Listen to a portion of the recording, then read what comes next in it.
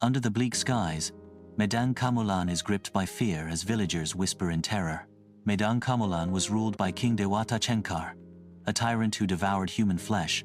Each day, one innocent soul was sacrificed to satisfy the king's hunger. Villagers are dragged towards the palace, their desperate screams piercing the air. From the east, Aji Saka appears, bringing a promise of hope. Aji Saka listens to the people suffering, he declares, his voice carrying on the wind. He vows to free the land from the reign of fear. Inside the stone palace, King Dewata Chenkar sits on his throne, a monstrous figure of dread.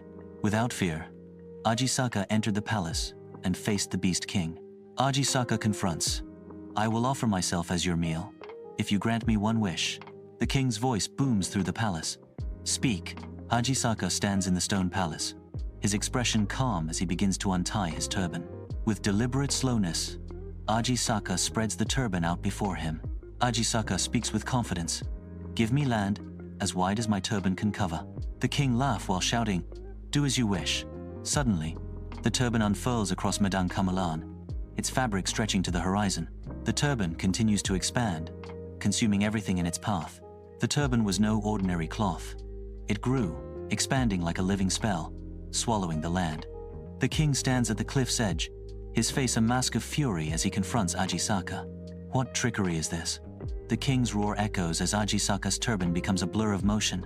The turban wraps around all over the king's body, ensnaring him in its mystical grasp.